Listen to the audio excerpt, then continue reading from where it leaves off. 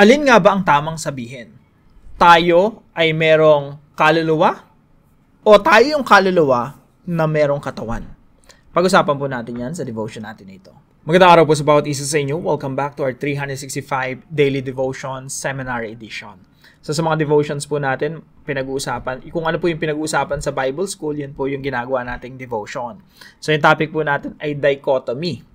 Now, yung dichotomy po, ito po yung paniniwala na yung tao ay may dalawang parte lang, no? Yung katawan, tsaka espiritu. Yung espiritu tsaka kaluluwa, isa lang daw yon according sa view ng dichotomy.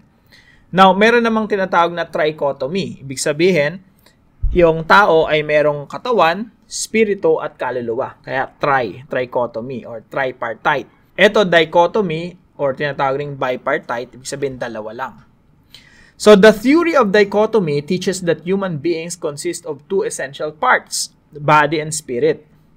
The terms soul and spirit are used interchangeably in Scripture. So, para sa kanila, sa Biblia, yung soul and spirit, isa lang yun. Referring to the same immaterial part of man. The soul spirit is what continues after death and is ultimately reunited with the body in the resurrection. So, sa muling pagbabalik ng Panginoong Jesucristo, pag nagkaroon tayo ng, binuhay tayo mag-uli, yung spirito or spirit and soul, pareho lang yon, no? Yun uli yung magre-reunite sa katawan. Unlike trichotomy, which separates the soul and spirit, dichotomy affirms the unity of our immaterial being in relationship with God. Now, dito sa devotion natin na to, kahit ano yung view mo rito, that's okay. Hindi naman ito yung kumbaga, maghihiwalay tayo bilang mga mananampalataya, no? Kahit magkakaiba tayo ng doktrina sa mga ganitong bagay, okay lang yon, no? Basta nagkakasundo tayo sa mga mahalagang doktrina patungkol sa kaligtasan at sa Panginoong Hesukristo, pag maliliit na ganito, okay lang tayo magkakaiba ng mga views. Ako, ang view ko rito, naniniwala ako na dalawa lang yung component ng tao, immaterial and material. Yung katawan, tsaka yung immaterial, spirit. Now, sabi po dito sa Genesis chapter 2 verse 7. Ito po yung pagkakalikha sa tao. Ito yung dito tayo magkakaroon ng hint. Ano ba yung component ng tao? Sabi po rito, then the Lord God formed a man from the dust of the ground. Ito po yung material, dust of the ground, alabok ng lupa. And breathed into his nostrils the breath of life. Hiningahan ng Diyos, yung hininga niya doon sa lupa, doon sa alabok na minold niya, yun yung hininga ng buhay. Yun po yung spirit. Yun po yung ruach, spirit. At sabi po rito, and the man became a living being. Ang iba pong translation nito, the man became a living soul. The man became a living creature. Ibig sabihin, yung tao, yung tao tinatawag na sa Tagalog buhay na kaluluwa, living soul. Ibig sabihin, yung buhay na kaluluwa binubuo yon ng espiritu at katawan. So basically, pag pinagsama mo yung katawan tsaka yung espiritu na galing sa Diyos, ang tawag ron, you're a living creature, living soul, living being. Pag sinabi natin kaluluwa, hindi yan medyo mahirap i-explain to kasi pabago-bago ng mga views yung mga tao. Iba-iba yung usage nila throughout the ages, no? So, basically, pag tinignan mo lang dito sa Genesis chapter 2 verse 7, yung tao became a living being nung yung dust of the ground tsaka yung spirit, yung ruach, yung breath of life nag-combine. So, tinatawag yung living soul, living being. Now, ito po yung teaching natin ngayong araw. So, hindi tayo magfo-focus doon sa mga detalye nito, pero may mga gusto po ang emphasize dito sa teachings natin. Number 1, man is both physical and spiritual. That's it. Yung tao, physical and spiritual. Merong immaterial at material. Now, marami po mga tao sa mundo, especially mga hindi naniniwala sa Diyos, ang tingin nila yung tao ay katawan lang. Okay? Katawan lang yan. There's no such thing as spirit or soul. Talagang physical lang. Marami pong mga ganong tao na mga hindi naniniwala sa Diyos. Pero tayo naniniwala tayo na yung tao ay physical and spiritual. Ano pong implication yan? Dahil hindi lang tayo physical na namamatay yung katawan natin, kundi we will continue to live forever. Kaya point number 2, the spirit lives on after death. Ibig sabihin yung spirito, nagpapatuloy siyang mag-exist even though namatay na yung katawan. Kaya sabi po rito sa Ecclesiastes 12:7, ito ay bumabalik pa rin sa Genesis, no? Genesis chapter 1, 2, and 3. Sabi dito, and the dust returns to the ground it came from, and the spirit returns to God who gave it. Again, sabi nga po rito sa Genesis chapter 2 verse 7, galing sa Diyos yung breath of life. So after hulmahin ng Diyos yung tao, hiningahan niya ng hininga ng buhay. Now, yung hininga ng buhay na yun, yung spirit, ito yung babalik sa Diyos. The spirit returns to God who gave it. At ang alabok ay bumalik sa lupa na gaya ng una. At ang espiritu ay bumalik sa Diyos na nagbigay nito. Kaya po, pag namatay yung katawan natin, the spirit goes back to God. The spirit lives on even after death. Kaya po yung buhay, mga kapatid, hindi lamang dito yan sa lupa. Nagpapatuloy yung spirito natin. Kaya wag po nating isipin na hanggang dito lang tayo sa mundo. Lahat ng pag-asa natin, nilagay na natin sa mundo. Yung lahat ng investment natin, nilagay na natin sa mundo. Mga kapatid, we will live forever. Pangwalang hanggan. Lalo kung ikaw Kristiyano, you will live forever in the presence of God. Yung investment natin, hindi lang dito sa lupa, kundi sa pangwalang hanggan. Hindi lang sa temporal, kundi sa pangbuhay na walang hanggan. Number 3 po, God cares for both the body and spirit. Para po sa Diyos, mahalaga yung body and spirit. Marami pong mga verses dito akong nilagay. Pwede nyo na lang pong aralin, no? Basahin. Now, dumako po tayo dito sa 1 Corinthians 15, 42 to 44. Sabi po rito, so will it be with the resurrection of the dead. Ibig sabihin, someday po, merong resurrection. Merong muling pagkabuhay. Babalik po ang ating Panginoong Jesucristo, tayo bubuhayin mag-uli. May resurrection of the dead. The body that is sown is perishable, it is raised imperishable. It is sown in dishonor, it is raised in glory. It is sown in weakness, it is raised in power. It is sown a natural body, it is raised a spiritual body. Ibig sabihin, someday sa muling pagbalik ng ating Panginoong Jesucristo, yung laman natin, kahit na-cremate ka pa, no? Kahit sinunog ka pa, sinaboy ka sa dagat, yung katawan natin, mabubuhayan muli. Yung espiritu, babalik yan doon sa katawan. At tayo po ay magiging spiritual body. Body pa rin, pero spiritual. Katawan pa rin, may laman. Pwede ka pa rin kumain, tumakbo, mag-imbento ng mga bagay-bagay, mamasyal.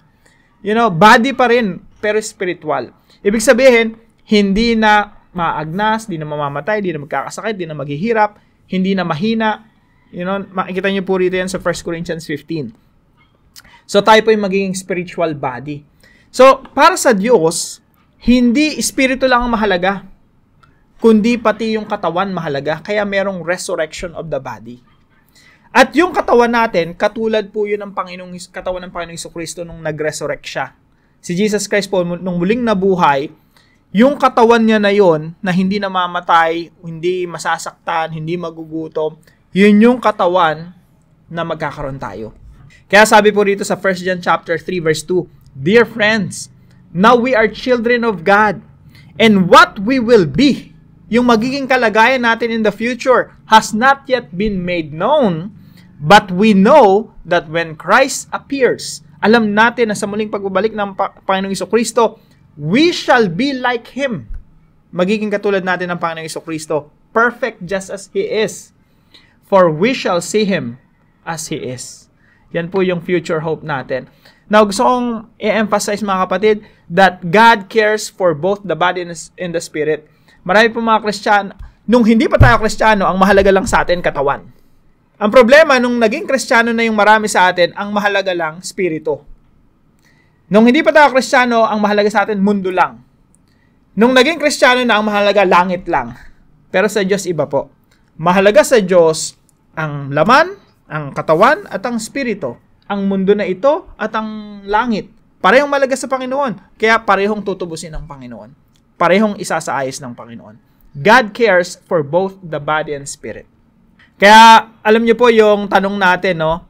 Sabi po rito ni C.S. Lewis, pero actually hindi si C.S. Lewis yung nagsabi niyan. Nilagay ko lang dito para ma-emphasize natin na hindi ito galing kay C.S. Lewis. George MacDonald yung source nito, probably. Sabi dito, you don't have a soul, you are a soul, you have a body.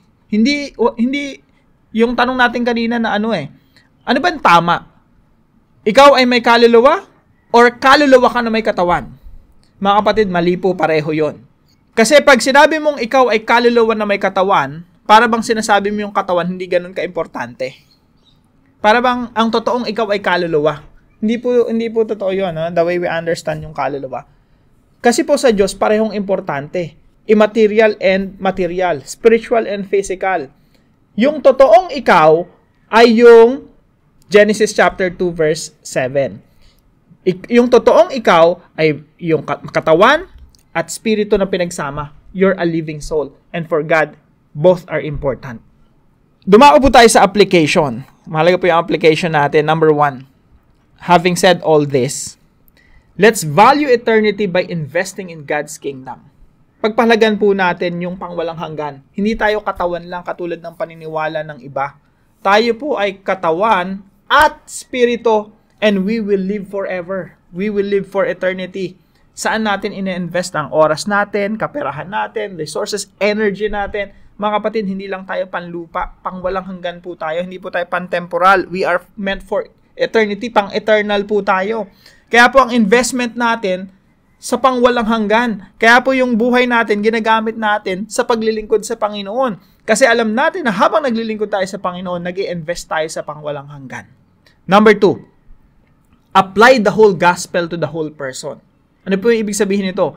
Yung gospel ng Panginoong Jesucristo, para yan sa kabuuan ng tao. Huwag po nating i-emphasize yung spirito, puro na lang tayo spirito, puro na lang tayo immaterial, kaluluwa, etc., etc. Ang mahalaga, mapunta ka sa langit. Parang laging nandun tayo sa ganung level Pero mga kapatid, let's apply the whole gospel to the whole person. Ang ebanghelyo ng Panginoong Jesucristo para sa kabuuan ng tao, para sa katawan at kaluluwa, para sa mundong ito at para din sa pangwalang hanggan na kalagayan ng nilikha, yung redeemed world. Kaya po tayo nandito sa mundo kasi, at hindi tayo inaalis ng Diyos dito sa mundo, kasi may mission tayo sa mundo. At ang Panginoong Jesucristo nagpunta rito sa mundo kasi may mission ang Panginoong Jesucristo sa mundo. Gusto niya isaayos yung physical. Isaayos yung mundo. Kasi po sa Diyos, mahalaga ang mundo na ito dahil ito'y nilikha niya. So, let's apply the whole gospel. Ang epekto ng ebanghelyo ay maisaayos ang lahat, physical man yan o spiritual. Tubusin ang lahat, physical man yan o spiritual. Sabi po sa Colossians chapter 1 verse 20, so that in Him, God might reconcile all things. Hindi sinabi doon all souls or all spirit or all things about heaven. Sabi doon all things, whether things on earth or things in heaven, by making peace through His blood shed on the cross.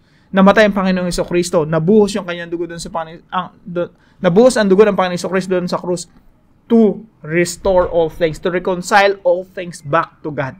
Number 3, nourish both the physical and the spiritual.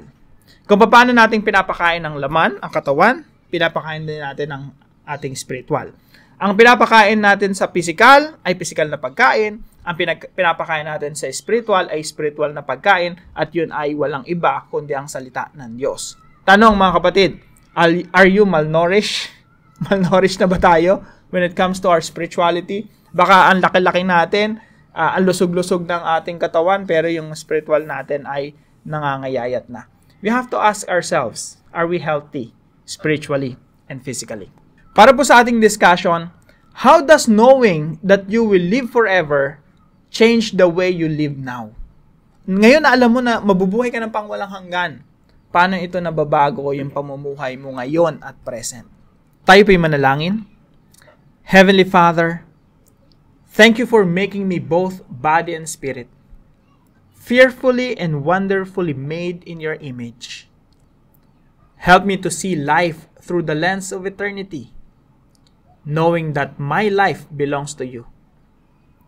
Keep me from living only for what is temporary, and guide my heart to see Christ, who alone secures my salvation.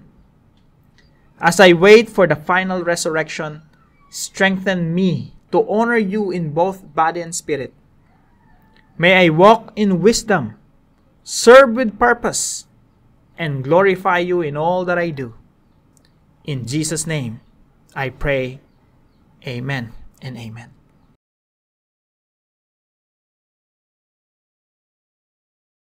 Maraming salamat po sa partner natin para sa devotion natin na ito, si Sir Martin. Hello po sa inyo, pagpalain ng ating Panginoon. At kung kayo pa may natutunan sa devotion natin na ito, ipalam nyo lang po sa comment section right below this video. And please, don't forget to share this devotion to your family and friends. Magandang umaga po mga kapatid. See you po tomorrow, 5 a.m. dito sa ating Daily Devotions.